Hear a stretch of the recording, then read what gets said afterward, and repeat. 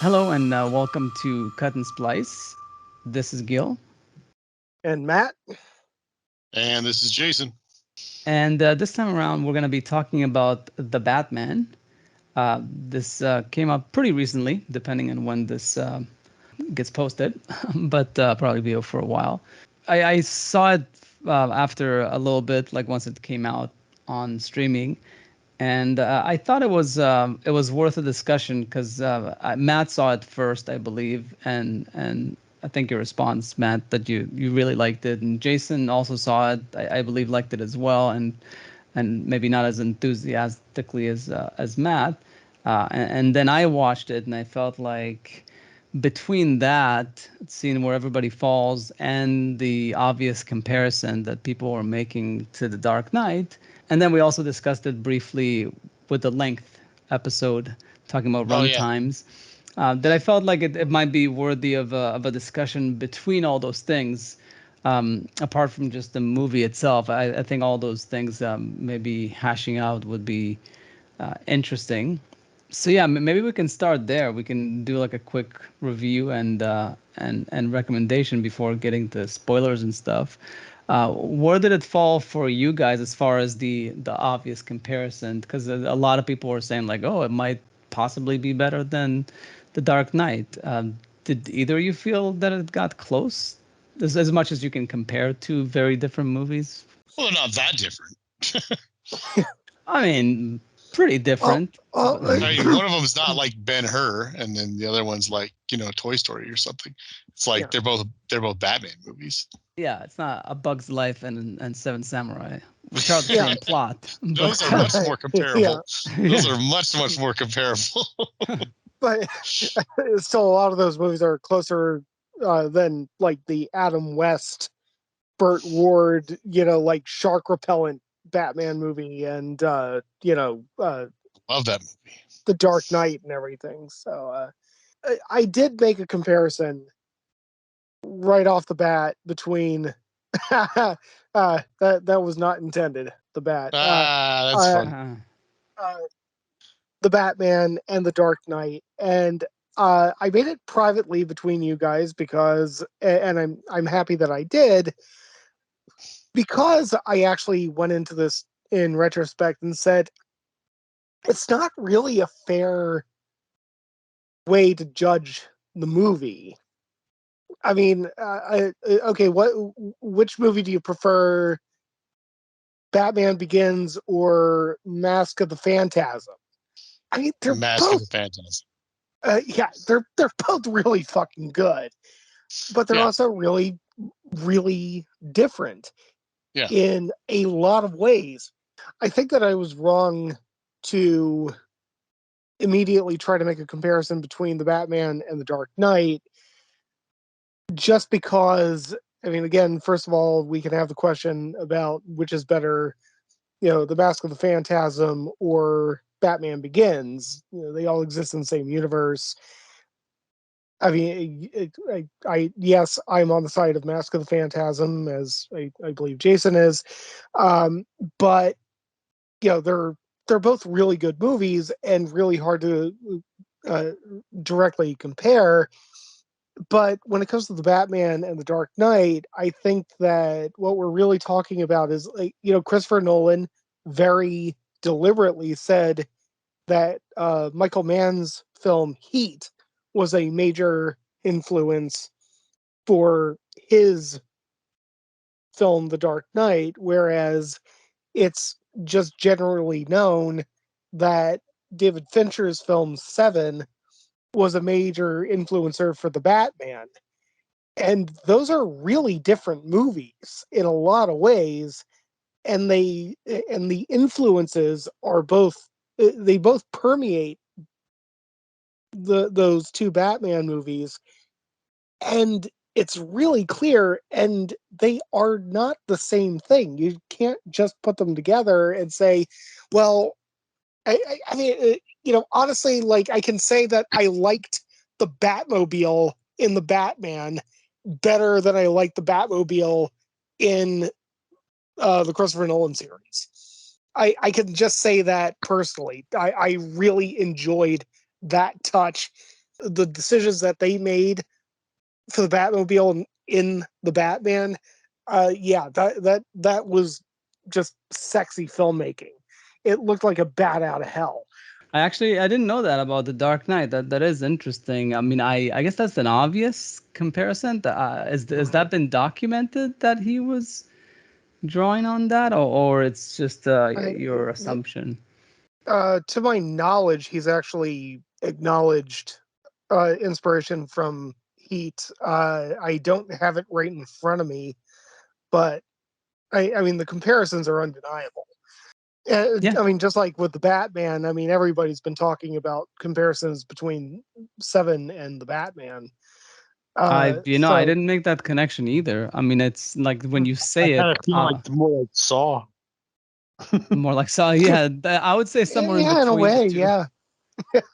Yeah, exactly. Not that Saw is so far removed from Seven. Yeah, no, I'm on the fence about all these comparisons because to me, I mean, Nolan for one thing is definitely his own filmmaker, especially by the time he got to The Dark Knight. So I felt like it was just a very Nolan movie. Mhm. But yeah, obviously everybody draws from everything they see, so including real Well, life. I think, Matt, what essentially you were saying is that while obviously the movies are comparable, that they were trying to achieve two very different things, and they were largely being inspired by two different feels and two different other movies and so on and so forth. Right. And therefore they can both be very successful at what they're doing without being the same thing.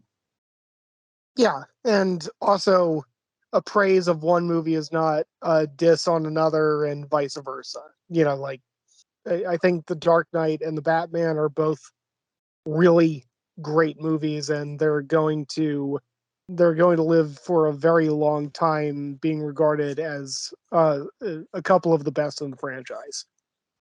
That's high praise. What about you, Jason? Well, for one thing, I think that we were all totally right, and that the movie absolutely needed an intermission. Yes, and also possibly some cutting. Like it could have been shorter. Yeah. This is my opinion, but an intermission for sure. Yeah. Yeah. I liked it a lot more than I thought I would. I really liked the movie. I thought Robert Pattinson was pretty good. Different for sure, going for a real different kind of Batman. I definitely have some issues with it, and some of it's just kind of fan related problems. Other ones are kind of more like along the lines of just weird choices and stuff like that. But overall, I definitely liked it. I don't think that as a movie or as a Batman movie that it's nearly as good as The Dark Knight. I would say that it's somewhere between the 1989 Tim Burton Batman movie, like as in probably a little bit better than that, and maybe not quite as good as Batman Begins, kind of somewhere in that range, if that makes sense. Mhm. Okay. Yeah. That's your ranking pretty much. What would you put fifth place? Say what now? What would be your fifth? Like if those are like the four. Well, Or if we're sorry, only talking about live action three. Batman movies, Oh, four. Yeah. Mm-hmm. no, that was four. I mentioned four different ones.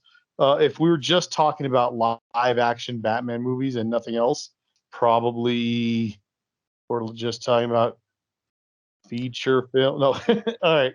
I don't know. I'm not sure. The rest are pretty much significantly lower. It depends on how I'm feeling that day. If I'm being particularly nice to my nostalgic feelings of seeing Batman Forever in theaters as the first Batman movie I ever saw, or if I am acknowledging the horrendous problems with that movie and then just overlooking all the problems with The Dark Knight Rises, I guess. I don't know. It's a long answer. Sorry. Yeah, it's true. Also, Batman Returns is not a terrible movie, but it's they're all very flawed. Like all the rest of them are just Yeah, flawed. very fun. And then I know many people who love Batman Returns. I mean, just love it to death. Yeah, I I like think Danny DeVito and Michelle Pfeiffer. I think they're I good think really choices good for those casting, characters. for sure. For sure. I think that I think all the casting in that movie is very good, actually. I feel like there's something really magical about the first Batman, the 1989 Batman. Um, Mhm. and while it's great to see Keaton reprising the role, something doesn't work for me. A lot of stuff doesn't work for me with that second one. But I don't know. Yeah, they're all flawed after those four. Now, Yeah. Gil, you're the only one who hasn't given an overall impression of the movie. So, Yeah, so my take on it is it was interesting because I always nowadays I see movies in multiple sittings, and it took me like three of them mhm. for this one, or it might have been two, but in any case, but the first sitting, the first hour or so, I was like, you know what, this is like absorbing stuff. Like I kind of get it. It's good stuff. It's not Mhm. Chinatown good, but like it's a good detective story. Mhm. I like the dynamic between like they really nailed the dynamic between Gordon and Batman and all that. Like I like Yeah. that stuff. Some things bothered me about the style of it, the way it was shot and the cinematography and stuff. I just felt like it was too dark. It was the whole thing of like we never show daylight. Basically, everything happens at night until there's like one scene when it's like during the day. So it's a bit too dark. Like the police investigation of a murder, and it's like pitch black in the room. Come on, like there's gonna be a lot of light in that room if they're like getting fingerprints, taking photos. But that's a side note. Like I felt like they just went too hardcore on the style, but it was absorbing. But then by the second sitting, I don't know if it went to a third sitting, I did feel like, wow, if I was watching this not episodically with multiple sittings, this would feel very long. Like this, by the end of it, by the midway point, I felt like it was a bit lagging. It's a bit too many characters, but not pulling them off as successfully as The Dark Knight did. Mhm. There wasn't as much of a forward momentum. It's funny you say Seven. I'm not a big fan of Seven. It's a decent movie, but I feel like of all of Fincher's movies, it's got a forward momentum issue. It's a bit slow, and now it makes sense that this drew on it. It's a bit of a slow burner, and yeah, there's action scenes here and there, but story wise, there's not a very strong forward momentum. And then with spoilers later on, we'll get into the specifics there, like plot wise. So yeah, by the end of it, I was kind of deflated a bit. I said like, it's a solid movie. It's definitely probably top four. Like if I had to rank them, it's probably be the Dark Knight. I would be on the fence. I have a really warm place in my heart for the first Batman. I might actually put it second, and because I just think it's solid for what it was supposed to be, and didn't get too kooky Mhm. like the second one. Um, I don't think anybody would fault you for that. Yeah. yeah, and I mean the first one was supposed to be kooky because it was the Joker, but then the second one just went a bit too far, and yeah, and then this one, not a bad movie. It's just that it's not the best one, and yeah, and then I'm on the fence. I'm not a big Batman Begins fan. It's probably the next one up, and maybe the fifth one. I guess will be a toss up between yeah, the Val Kilmer. What was that? The Forever. Batman Forever. Batman Yeah. Forever. A toss up between that one and Batman Returns. Maybe someday I'll visit The Mm. Dark Knight Rises and see if it's not as bad as we all think it is. But yeah, that would be my rankings, and I really think, just to finish my argument about that, is that there's no comparison. I think The Dark Knight is a way better movie. The forward momentum, the even though it's flawed with some of his own plot Mm. devices and stuff, I think thematically, um, pacing wise, and just Mm. in film history. Like I really think that this movie is not gonna have the same place that The Dark Knight has. The Dark Knight has it's in that echelon of like T2, these action movies that really just stand apart. Like they really like jump out of their genres to be much more than just an action movie. They just show what is possible to be done with an action movie if it's in the right hands. And then I think some of those movies I mentioned, like T2 and Dark Knight, there's a few others, not many of them, but I don't think this is one of them. I think it's a solid, like, neo-noir type of Batman movie. It's not bad in any way, like all the campy ones, but by no means like close to perfect. Okay, so I'm still going to put The Dark Knight number one. That's really hard to not do. I mean, there are major plot problems with The Dark Knight and everything like that, but nothing changes the fact that, they dealt with serious philosophical issues. They dealt with, I mean, we had Heath Ledger like knocking everybody's fucking socks off in that movie. Just startlingly ambitious and well-produced visuals. There's just no way to get around it. That was just a masterpiece of action filmmaking. Right now, I would put the Batman at number 2 for me. And we'll get into this a little bit more probably, but I think that there are some actually subtleties, like some philosophical subtleties that a lot of people are missing because of like one line in particular that I'm pretty sure the studio required that they write in there. But I think that there are actually some bigger ideas that are actually a little bit more internal and personal in the Batman than we got with any of the other films.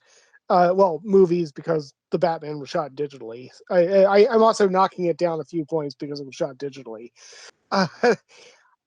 Geez, number 3, I gotta go with Burton's '89 Batman. I just grew up on that.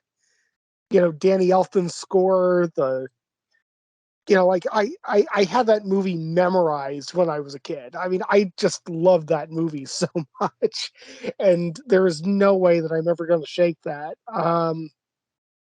Then Batman Begins, and I need to name a fifth, right? You got to go with nipples at some point, right? No. I'll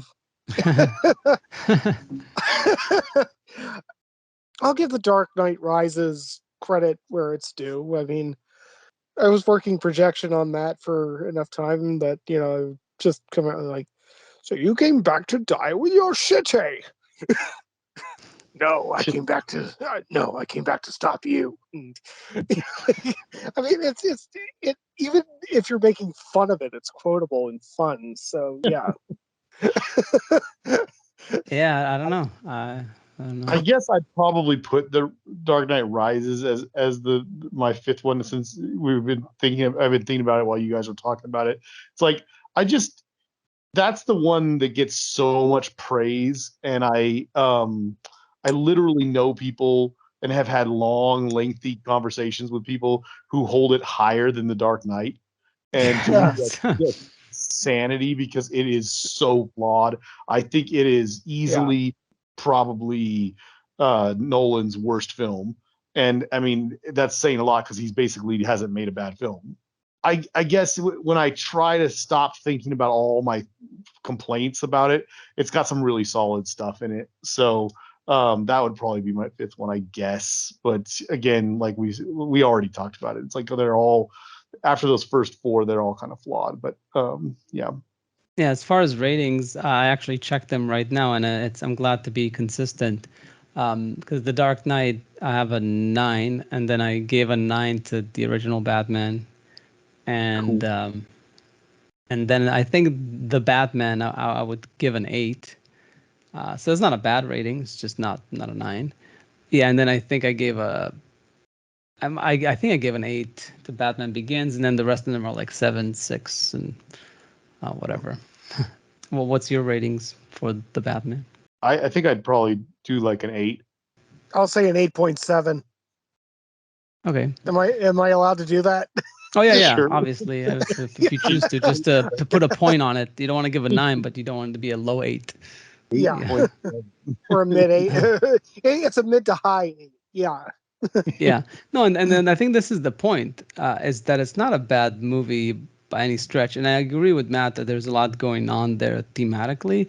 And Matt mentioned how I might like it because I in the past I've talked about how I want to see an adaptation of Batman that's more psychologically driven with what's going on in his mind.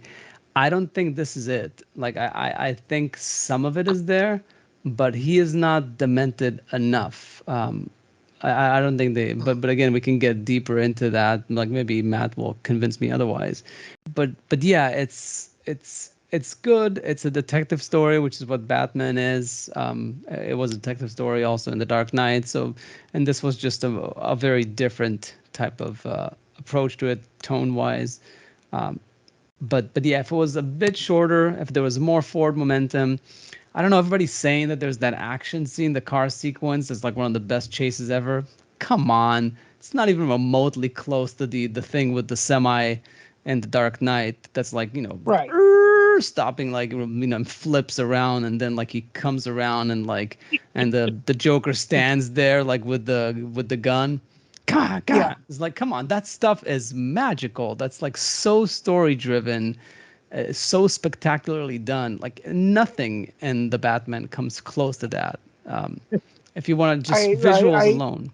I completely agree with you there, and it's not just about getting pretty images on screen. It's about context. It's about performance. It's about the push and pull between the protagonist and the antagonist. It's about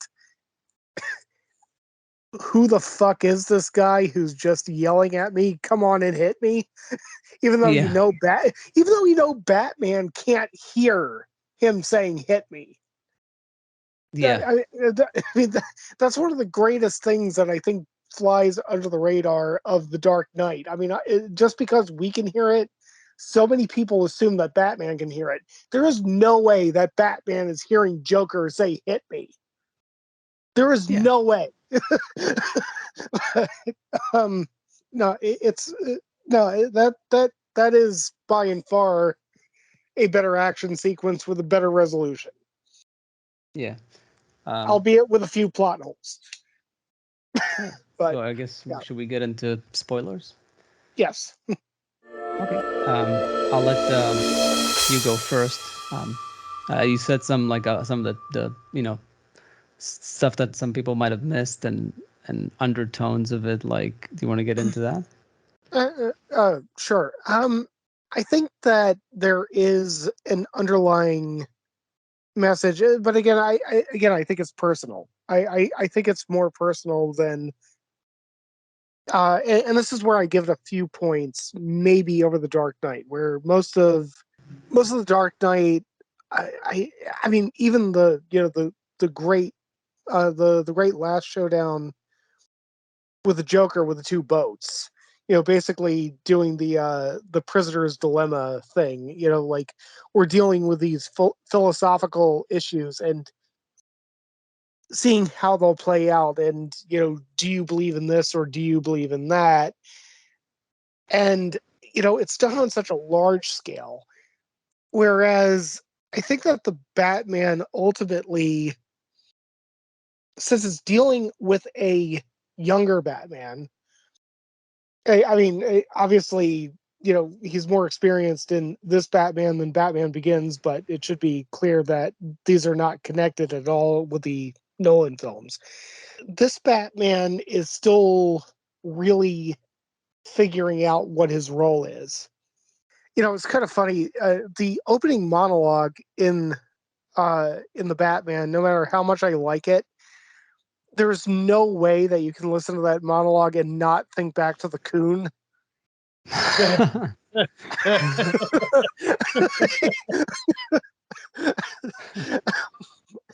Which is funny because the opening monologue in the Coon episode of South Park was actually inspired more from Watchmen than it was from The Dark Knight. But it's just hard to shake that, right? That they're, I'm I'm I'm I'm the symbol this town needs, and they think I'm lurking in the dark. I am the shadows and everything. But there's actually really something there. He's talking at the beginning of the movie about he is the shadows. Darkness and fear is a weapon. And I read into that at the beginning of the movie, and like it's this really cool opening sequence, really gorgeously shot. All this chaos going on in the streets, and they're showing you visually. I mean, over this voiceover, but like I don't think it really falls into saying it and showing it at the same time specifically. That they see the signal. Holy crap! I'm doing something that I shouldn't be doing, and there's a shadow here, and I am convinced that this guy is lurking for me. And then finally you've got the people at the end of that sequence where he really is there, and it's a haunting sequence, and it's really well done, and it's tense, and it's visually gorgeous, and the score is great, and so on and so forth. And the funny thing is, I think by the end of the movie, he realizes that his entire speech at the beginning of the movie is like, "Holy fuck, I'm the KGB." Like that. I'm always lurking in the shadows. That fear is a weapon. That you always have to be looking over your shoulders for me. Maybe there's something that I need to temper in my behavior in order to do what I actually want to do. Yeah, I mean that's one of the strong points of the movie that it's and maybe that's why they brought it up to modern times where we have this justice reform of realizing that criminals are not irredeemable, that they come from some sort of motivation. Like criminals can sometimes be a bunch of idiots following another idiot online, like the character of the Riddler. It's the whole QAnon, the thing, like little undertones going on there. Um, and these are not bad people. They just are completely misguided and they have guns. Yeah, and the fact that he's supposed to be a symbol of good, of justice, but he actually inspires the opposite. I think there's been movies where that's been done before, like where there's like that kind of backfires. Well, I mean, The Dark Knight did that too. Yeah, I mean, in the beginning of the movie, But but they mostly try to do good. They didn't try to do bad things. well, Like well, here, well it's I was thinking more about like Alfred's whole speech about the Michael Caine voice about things were always going to get worse before they got better. In The Dark Knight. But I didn't mean to cut you off. But oh no, yeah, it's yeah. totally fine. Yeah, but I think it's interesting what the movie is doing. It was definitely trying to be of the time and do something different, and there's definitely something thematically going on there. I still think that he's not demented enough as far as like he should almost be as messed up as the Riddler. The Riddler is like completely gone, should be in asylum. I think Bruce Wayne should be in an asylum. It's just that he has so much money and he's the Batman, so nobody can touch him. Like he's in this weird limbo of like, well, I'm sort of the good guy, so nobody's gonna come after me, but really I should also be in an asylum. Like none of us should be on the streets doing this vigilante thing. Like that's how bad it should be, and this is not it. Like he really seems like Yeah. for the most part, well-composed young man who's got a plan, even though he doesn't have it all figured out and he's still working out the details and still learning. And it'll be interesting what they do with the second movie. Like, how do you approach it and not be a symbol of fear? Like, how can you try Yeah. to help a city not with intimidation and power and yeah. So it's all that stuff is interesting stuff. It's just that yeah, and it was set up really, really well. I just felt like it was a bit, all of it was just a bit too much. It goes back to like the way the look of the movie was too. It was all too dark and there's too many twists and turns. And his relationship to his father and his father being corrupt, the fact that we're all corrupted in some ways, it's all good stuff. But I just felt like it was, all of it was just a bit uh, too much and with not enough of a punch, like a gut punch in the end say like it was in The Dark Knight. How did you react to it, Jason? As far as like the Sorry, can I just come in oh yeah, go ahead. really quickly? Just because like the whole Batman should be fucking nuts thing. I don't recall exactly what I said to you, but I was just saying that I mean my intent was to just kind of say, in terms of like your spectrum of having a Batman who's not really mentally focused and there, and like he might be mentally focused in terms of, well, I'm going to solve this crime, but he's probably got some real shit going on down there. And that this is a movie that actually pushed in that direction. I mean, I'm with you, Gil, in terms of saying, like, honestly, after the Dark Knight trilogy ended, when I was thinking about my Batman movies, I was thinking about hard R rated, like Batman is like busting people's skulls open and then Clayface comes out or something like that. Like, let's just go all full bore that way. But you're not going to get $150 million to make that movie. I wasn't saying that this was your vision of Batman. I was just saying that it was a little bit closer. Oh, it's getting closer. Yeah, Yeah. no, for sure. I mean, it was different, and anything that's different will be potentially closer. But and who's to say? I'm not saying that my way is the correct way. It's just that that's the way I'm perceiving the Yeah. character. Like the character is really messed up. Like this whole thing is because nobody actually has powers. These are just people. They're not superheroes, really. Right. They live in the real world, except for like I guess Superman's supposed to be in the same universe, but Mm-hmm. but they really have none of this should be going on, and Batman never really helps the situation. And it seems like the fact that he's there, that's why there's supervillains, because they're a reaction to him. So all that is good because like they touch on that in this movie that he's basically created the Riddler. So and what do you do about that? It's one of those. It's sort of like Man of Steel. It's like as long if it sets up the second movie to be something, I think they can do something very unique with the next movie, of like how does Batman, like once he realizes that he really is not doing good by just intimidating criminals, like so what's next? And that could be an interesting, I think a better movie than this one, but we'll see if they make it, Okay. what it's going to be. Well, okay, Jason, sorry I cut you off. It's fine. I don't know really where to start. In terms of what you were just talking about, I agree with you that in general, there's things about this movie that were just like a little too dark, and didn't need to be. Like it didn't achieve. I don't know. I don't want to get too into that. It's not really that important. But the I do feel like this is a movie that my feelings for it will hinge largely on where it goes with the next film, because I can see this as a really, really good first installment if they go in the right direction with the next movie.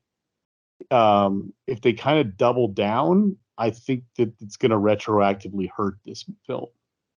I think that this movie, I think it's pretty clear, really. I mean, I love the opening monologue or the opening scene you guys discussed where you're seeing the bat signal and you're seeing the people committing crimes, seeing the bat signal, and then it's showing what effect he's had on the city in the couple of years he's been doing this, and how he's striking fear into the criminals with his actions. And that's great. But then in the very next scene that Matt described, when Batman steps out of the shadows and he beats the crap out of a whole bunch of, like, a whole gang of people in a subway terminal and saves an innocent man who was about to get killed, he reaches for that man, and the guy is equally as terrified of Batman as he is the people who were about to kill him. And that's kind of the movie in a nutshell, is him realizing that, as Gil talked about too, yes, some of the things he's doing is kind of causing some of these other people like the Riddler to start doing things as well. But I mean, that's kind of a weird interpretation of it. Yes, I think there is some cause and effect there, but it's not like it's his fault or anything. It's just that in this movie, he realizes that being this image, this symbol of vengeance, which is what he calls himself. It's one of my other problems with the movie that he like literally calls himself vengeance. Is very annoying, and he does it so much that the Penguin actually casually refers to him as vengeance, which is really dumb. But anyway, whatever.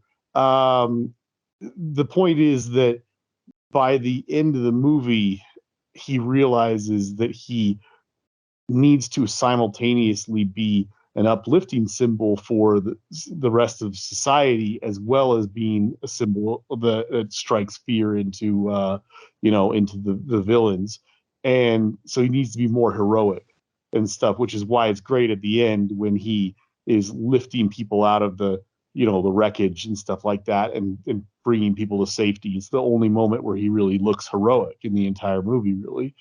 If they continue on that path, and like what the mayoral candidate said to Bruce Wayne in the one or two scenes where he's actually Bruce Wayne in this movie, where she says, your parents did so much more philanthropic work than you ever do. Maybe you could really make a big difference with your money, and so on and so forth. It's so frustrating and so annoying in this movie to see Batman like not wanting to ever be Bruce Wayne. I mean, don't get me wrong. I think the Batman of the comic books actually doesn't like to be Bruce Wayne that much. I think he prefers being Batman, but that doesn't change the fact that, like, obviously there's just a part of him that needs to be present as a person, other than Batman. But I think if in the next movie we see him, the whole movie, not just him, like the movie should reflect this, the overall tone, theme, everything, the lighting, everything visually with this movie should reflect that he should be Bruce Wayne much more in the next movie, and he should learn that he can do so long as Batman is there, keeping the crime below a certain threshold in Gotham, then his influence as Bruce Wayne, as a billionaire, who's there to help with charitable things, he can do so much more with that persona than he ever could as Batman in order to help people, so long as they are in a city that's safe enough to live in. If that's where the next movie goes, and then the third movie takes it even further into another direction, that will make this into one of the greatest, like, first movies. This will be a great first installment in a trilogy if that's where they end up going with it. If in the next movie it's just equally as dark and there doesn't seem to be any sort of like lesson learned or anything like that, and he's still running around calling himself Vengeance, then this movie will retroactively be worse. Oh no! I mean, if he ever opens his mouth in the subsequent films and calls himself Vengeance, it's going to be a complete miss. It's going to be a complete Disney Star Wars level of clusterfuck. Right. So yeah, they should not do that, and I would like to believe that most of the people involved are not stupid enough to do that. I mean, Kathleen Kennedy isn't involved, so. But yeah, I agree with you. That's my overall take, is that I really liked it. There's a whole bunch of stuff in it that really annoys me. But as a whole, it's mostly just kind of little annoying things where it's like, gosh, I wish they had done it this way instead of this way. But like, it's good. It's really good. The performances are excellent. Like almost everybody. Yeah. No, they're good, for sure. Yeah, and Colin Farrell's really great. Yeah, Colin Farrell's good. Actually, it's sorry, Gil, you can go ahead. No, go I was ahead. just going to No, make go that. Okay, so actually, upon second viewing, I mean, no matter how much I love Colin Farrell in this movie, and how great the makeup was on him and how great well, I mean, I shouldn't put the makeup above the performance. I mean, he really owned the performance. He was great. He was great. And it just bothered me that that's actually a role in the movie that, I mean, you could have just lifted him out, cut the movie by like 15 pages, gotten the same information across, and it would have been the same movie. Yeah, that's a good editing point. I mean, It's a I bit mean, too many characters, even though it's a good yeah, performance. Yeah. yeah. I mean, really, all they got from him was, you know, the Gordon and Batman not speaking Spanish well enough to get the the Riddler's, El, El, you know, thing. And I mean, come on, you could have figured that out much easier.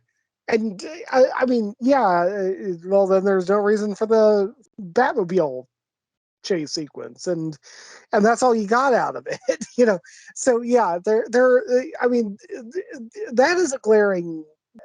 It's a glaring problem just in terms of not being terse in your screenwriting and not being efficient, but you know, you got a cool action sequence out of it, and you got a cool performance out of it, and I think we all enjoyed it. And I needed to that's go one of pee my favorite once scenes during, in the whole movie. huh?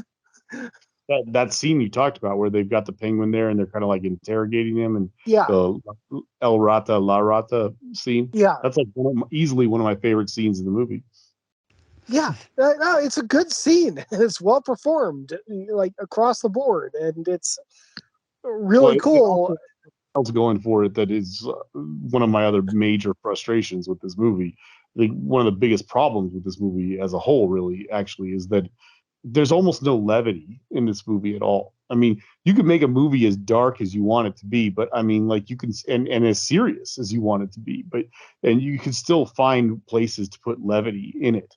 Compare like the Nolan trilogy as a whole to like any to the two Batman movies that came before it, which were super bright and colorful and silly and campy, and you know, I mean, were a huge turn to the very dark side of things, the very realistic side of things, and yet those movies are full of levity. They don't have jokey jokes, but like you just have like Alfred and sometimes Lucius in a room with Christian Bale's Batman, and they're just kind of like reacting the same way that we would as normal human beings to the ridiculous nature of what's happening in front of them, and it's funny. You know, they'll just get a quick little witty line in here and there, and it's funny. You know, I mean, like that's how you do it. You put levity into a movie, and it doesn't have to make it not dark. It just adds levity and lets you breathe a little bit. This movie had like none of that, like practically nothing. Everybody and his or her mother laughed at the thumb drive moment. Like when he when he had the Oh, thumb Thumb drive. attached to the thumb drive. Come on. Yeah, it was funny. That's true. Yeah, it had Yeah, a I little mean, bit, it's but still it's definitely, dark, but yeah. I'll tell you the scene that I laughed out loud so hard in this movie was because like, and I don't think it's that funny, but it's just like I said, the movie is like is so without levity throughout almost all of it. So it's like the moment when we were talking about, you get this incredible, well, very good chase sequence, incredible visuals is what I should say. Very decent chase sequence. And yeah, it's a little disturbing that Batman didn't even try to save any of those truckers who obviously yeah, died. But whatever, that's me. Um, it's an incredible. I forgive it because of the visual. The visual that Mhm. follows that fireball and it's so good. But anyway, so that music is just like dun dun. It's just like so crazy.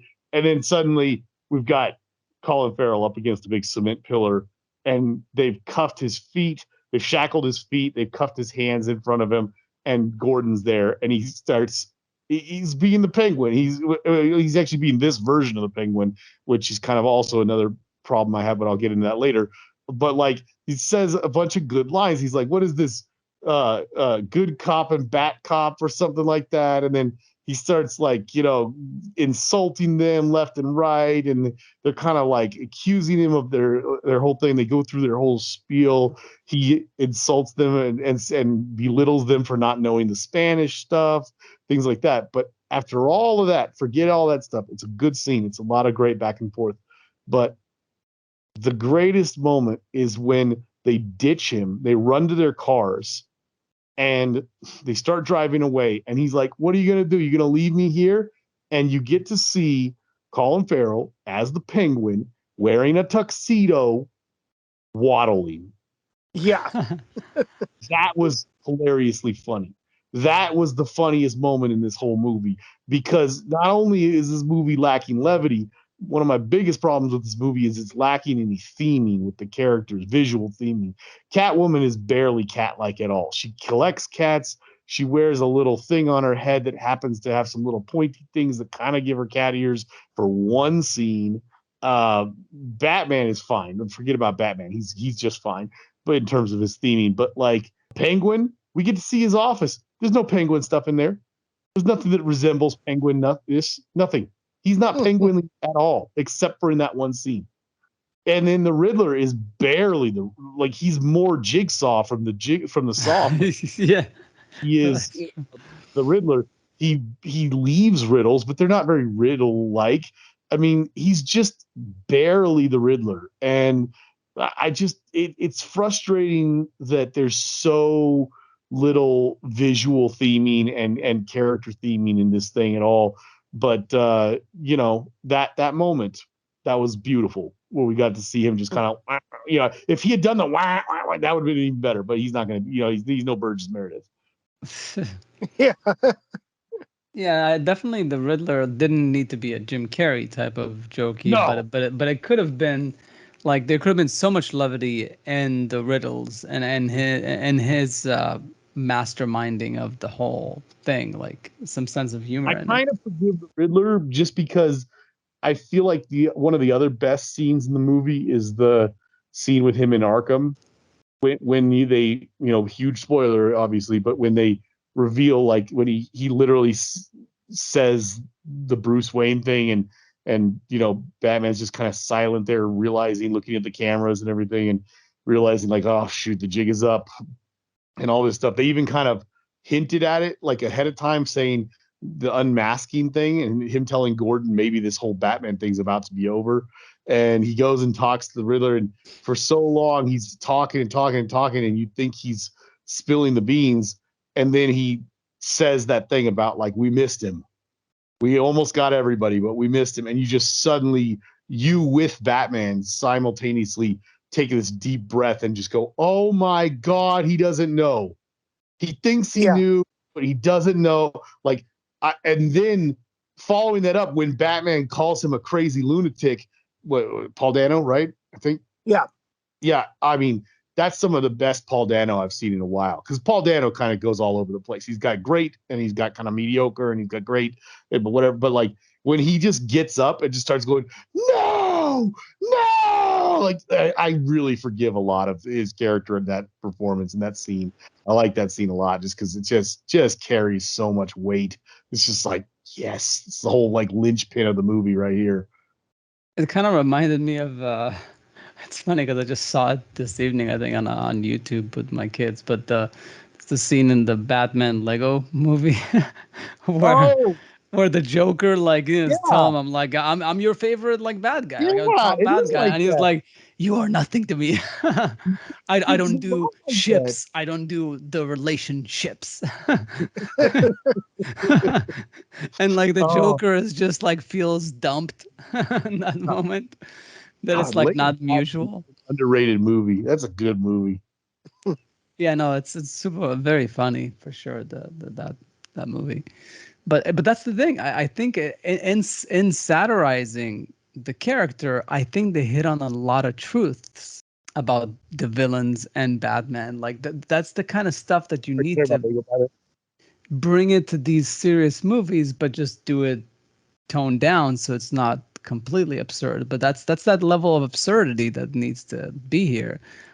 And one other thing I was gonna say about the Dark Knight, as far as humor, the Joker, as demented as he was funny. Like he wasn't funny all the time, but there's those moments like the when he makes the pencil disappear. Yeah. Great scene. And he's got the whole thing of like, well, when he walks into the room, he's like, ha ha ha ha ha, like he does the whole like weird laughing thing that keeps on going and going forever. It's like, It's so great. yeah, it's just a stellar performance. I mean, as much as people say that, the Joaquin Phoenix thing was interesting in its own way, I really feel like for a comic book movie, yeah, and people have been saying it for a while now. I do think that it's probably the greatest portrayal of a villain in a movie ever. Like top Darth Vader. I never even understood why Darth Vader was that. Like everybody's making a fuss now because he's back in the Kenobi show, but it's like, so what? He's just like a suit with a helmet. Like to me, actually, the Emperor was always much scarier when I was a kid than Darth Vader. But something about the Joker is just so demented, but humorous and so chaotic. I don't think there's been a villain, and maybe Sugar and No Country. Those are like probably like top two villains. Yeah. Yeah, but Heath Ledger just did something with that it is. I really do not envy Barry Keoghan if they keep going with his Joker role in this new series, trying to step into those shoes. But I mean, everybody said the same thing about Jack Nicholson, but Barry Keoghan is 7 years younger than I am, and I mean, you think about the fact that the brief allusion to the Joker is played by the kid from Dunkirk.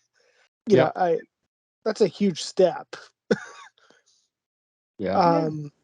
But you never know. Like the way it was with Heath Ledger, a lot of people were very surprised by it and thought it wasn't the right fit. So Oh, I thought it was a terrible decision. yeah, so you really just never know. And yes, like just like this movie, he's might not top the Joker performance, just like Joaquin didn't. But that's why it's important to just focus on doing your own thing. I think that's what Matt Reeves did with this movie. I think that's what Joaquin Phoenix did with his portrayal. Like that's really all you can do, and hope that people appreciate it for what it is. Like obviously the Heath Ledger performance was not the Jack Nicholson one. It's iconic in its own way, but if I have to just objectively say which was the better villain in a movie, it's the Dark Knight one. But it's not to say that the Nicholson performance wasn't iconic. It was still a very good performance. Yeah, it's just that I mean, I think that we're also dealing, especially at some point, we're dealing with different eras. We're dealing with different tastes. We're dealing with, I mean, the Jack Nicholson Joker is iconic in part because it's timeless, but also in part because it was late 80s. I think that the Joaquin Phoenix performance is I don't know. I don't know if the Joaquin Phoenix is going to go down as iconic. It is really good. Like, don't get me wrong. He knocked that out of the fucking park. And he deserved that Oscar. I just wish he didn't give that fucking speech. By the way, I think just today I saw a post on Facebook or something that they announced the second yeah, one, that's really, yeah. second Joker. So. Lame. Jason's got some problems with that movie. Yeah, that movie seemed pretty self-contained, and I mean, and if that's true, then DC is going polar opposite from MCU, and like, hey, we tried to integrate everything just like the MCU did so successfully, and we failed. So how about this? How about we'll have a Joker over here and a Joker over there. And we'll just like let everybody know that these are two entirely different Jokers in two entirely different universes. But that's the thing. I actually like that a lot, and maybe Jason could respond to this because he's a big MCU fan. But that makes so much sense. Oh, you're a big comic book fan. Sorry.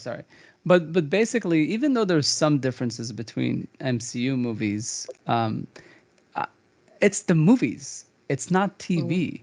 These are supposed to be standalone trilogies or standalone movies that are in the superhero comic book, like inspired by.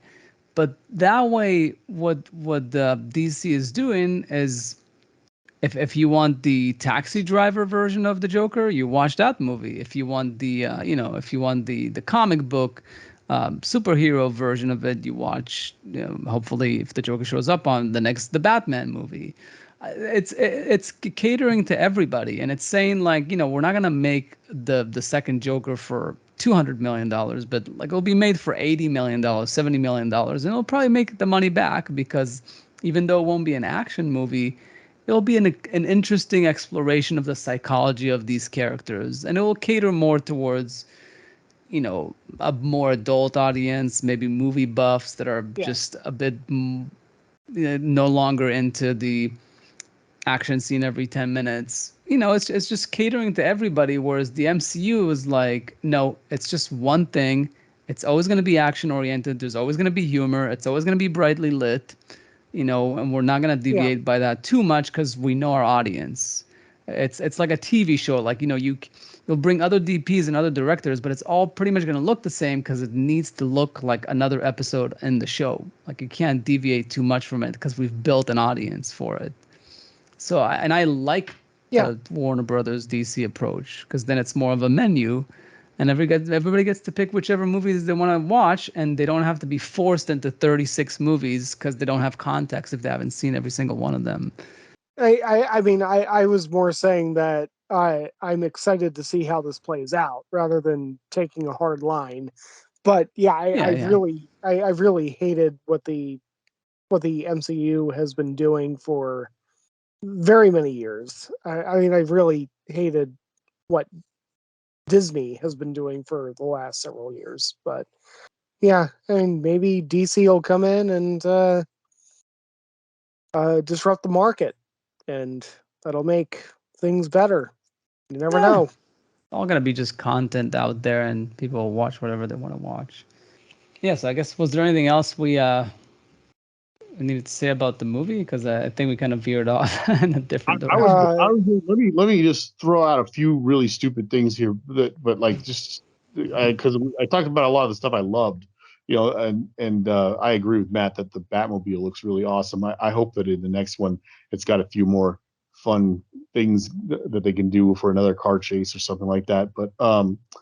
But a few just negative things, and I'm just going to spit all this out there because it's not really whatever. But I don't know why they would expect anybody to believe that after the bombing scene they would wait at all to unmask Batman. I think that a paramedic would just see it as necessary thing to do to pull that mask off of him just for health reasons. But whatever.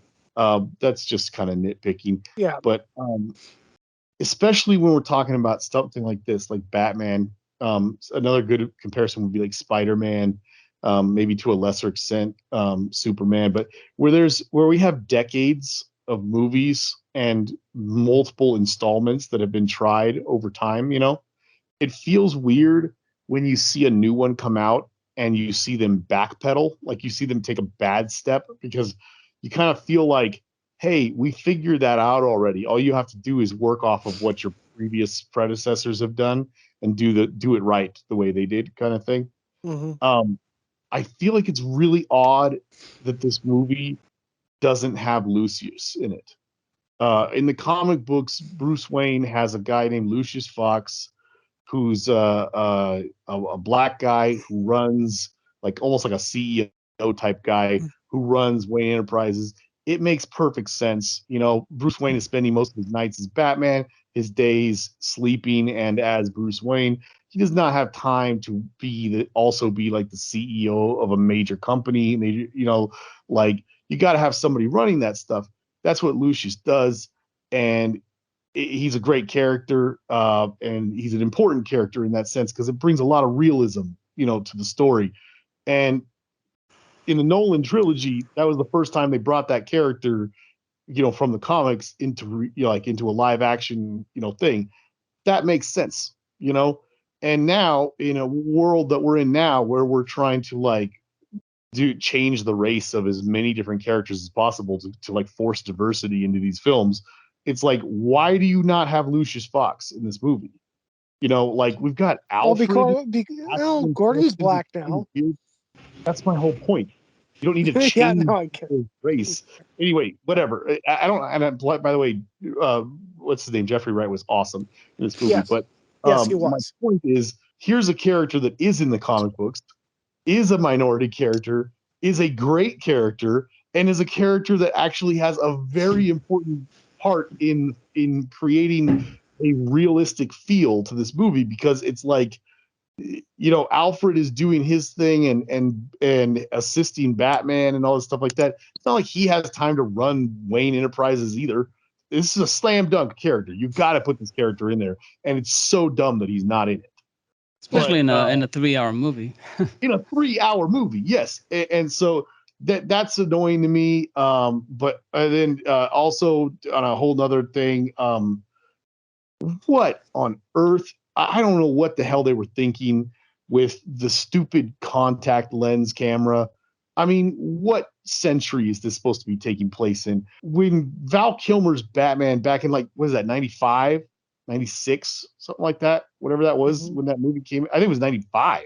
When Batman Forever came out, it was more realistic then that you could create a suit with echolocation in the Batman cowl, in 95 than it is today to think that you could have a camera in a contact lens that's transparent, wireless, and broadcasting a signal to somebody through a building miles away or whatever, a block away even, or whatever. And then the audacity that this thing somehow has the battery life to be running days later when she needs to signal him, and she puts a sign in front of it in her apartment so he can read the sign.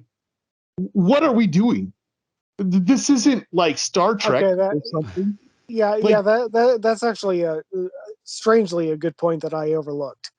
I mean, so a good friend of mine mentioned that they probably did that because there's kind of a theme in this movie about first person point of view kind of thing and watching people. Yeah. Which is very true, and it's very present. You see it be you see the kind of comparison they do with the Riddler watching people from across the street, Batman watching people from across the street, lots of binocular scenes, lots of stuff like that. And I love all that. It's very well done and very good, but just give me a sense of realism here. She's in a dark nightclub where it's loud and obnoxious and whatever, and he's got this cool bat suit, and they kind of wanted to do whatever they could to make it different from the previous Batman. If you want to do this, give him a little camera that's like the size of a little thimble or something, like a little 1-inch cylinder that's really tiny, like the size of a little AAA battery that's mounted on his little cowl next to his eye or something. Give him something like that he uses to replay his, he replays his little crime scene investigation to himself in the Batcave. If he needs to give her something, he gives her the little earphones, which makes sense because we have that technology. But then, she's got stuff she's putting on her ear. Give her an earring or something that's the size of a pea. At least give it some sort of 3 dimension to it that we can kind of go, it's plausible. I believe it. Whatever. A contact lens? A contact lens? I'm sorry, but no. Just no. No way. Nah. Doesn't make sense. Yeah. All right. Yeah. And then this does not hurt the movie in any way, shape, or form. Just felt like throwing it out there. No, well, I mean, it hurts it. It hurts it in the way that you actually needed to. Yeah. No, Well, no, but to see to me that's the equivalent of like having a murder scene with like zero lights. Yeah. You know, Well, it's just that's a good point, actually, that if there's one scene in this movie where it's going to be like really well lit, it would be when the cops have shown up and are trying to find clues. yeah, exactly. It's like what people used to say about a house or ER. It's like what the fuck is wrong with the lighting in these hospitals? Like that it's so dark. You know, a hospital is supposed to be very brightly lit, but but Did House obviously have it's a a lot of dark drama. scenes? I guess there were. I'm trying to think of all the scenes I've seen in House. I guess there were a few scenes that were kind of pretty dark, huh? I mean, even ER is not that dramatically lit, but yes, it's not as fluorescent likely lit as it should be. Like, for example, some newsrooms in some movies will be pretty brightly lit because that's what newsroom looks like. So they don't overly dramatize the lighting there just to make it seem realistic. So yeah, I think they went a bit overboard. I think it was a bit too one tone Yeah. for me with the tone of the movie and the lighting and hopefully like we said maybe in the next movie there's going to be more of a balance between dark and light that maybe he realizes he's not only a vengeance or a dark knight, he shouldn't be vengeance at all, um, that he should be a white knight just like the Two-Face was and the So, Dark Knight. so, That like so, he's supposed to be a white knight by day, Bruce Wayne, and a dark knight by night. That would be an interesting movie, and trying to Yeah. find that balance. so if I just may interject about the lighting complaints and everything. First of all, I think this movie looked fucking fantastic. It's a bit too dark, but it was It's- borderline The Godfather. Like they yeah. went full Godfather there. Like Yeah. but not nearly as good. I mean, But I like Greg Fraser and everything. I'm just saying. I don't know. Maybe if some crime scene investigator listens to this at some point, or we have somebody in our friend lists, or somebody who goes into murder scenes where they're taking, uh, photographs of the scene. I mean, to my recollection, they were using flash, right, when they were photographing the wounds and everything. Probably. Yeah, yeah. I mean, are we supposed to believe that they would risk contaminating the scene by bringing in a bunch of work lights? No, And it's not that. But I'm just I saying mean, that like, overall, that movies are supposed to have, it's a roller coaster visually, pacing wise. And I felt like this was one note, always dark, except for the one yeah, scene that was during the day, the funeral, which was also kind of dark, especially once they got into the church. It was a bit too one note for me. So yeah. that's the only thing I would say I about it. I can agree with you on that. I mean, I mean, really, from that perspective, it's kind of actually darker than Seven and It a is, few of yeah. those Just gonna other bring that up. movies. And before Because I forget, by the way, the Godfather, there's also I got a hint of the music being very similar to the Godfather too. I don't know if you really, noticed that. Like some of the themes, like kind of sounded like yeah the same score. But well, yeah, you I don't have know. a much better ear than I do. But yeah, all right. I don't think this hurts the movie in any way, but I just thought it was worth mentioning. I, they're going for a very different Batman with this movie, but I don't think there's any question when you see them, especially outside of the bat suit, when you see them walking around and everything. I mean, I think Christian Bale or Michael Keaton would kick the crap out of this Batman. Okay, I'm just that's well taken. Especially I think it definitely showed in the Dark Knight how he got to where he was, like the amount of shit he goes through in Batman Begins to be as skillful as he is. Yeah, you definitely buy it in the Dark Knight that he's very skillful with that history. yeah. Yeah. And Affleck has a workout scene in his movie that's half his. Cool. Well, I guess we'll see what happens with the next one. Hopefully it's a good one. I mean, we're giving this movie a bit of a hard time, but we still gave it an 8, all of us, so mad I close to a think 9. as long as they go in the right direction, this movie will be remembered by me, at least, as being very good. I would love to see the third one go even further and like really piss off a bunch of fans. You know, there's this like huge following of people who love Zack Snyder for how, I'm doing air quotes right now, dark and gritty his his Batman and his Superman are. And it's like they all loved this movie because it was, air quotes, dark and gritty, and I would just love to see them all feel so like completely abandoned when his next movie gets lighter, and then when the next one beyond that even gets even more lighter, hopefully. Yeah, hopefully that's what they're going for, and hopefully they'll still surprise us. I would love to see like a psychological journey with that this Batman goes on, and then like actually somehow find some magical way for them to like justify him actually having a Robin, which would just be a weird thing to see in this universe they've created, but it'd be kind of cool to see that journey. Yeah, because ultimately Batman, I mean, originally was fairly campy. So well, yeah. I love the Adam West ones. Yeah, I love those. I mean, obviously that would be too much now, but we don't want to go that far, not that far. but you see, but totally, the Batman Lego movie. I'm telling you, there's gonna be at some point a live action version that's gonna be somewhere between the Adam West and what this is. At some point, somebody's gonna do that. That movie's so great.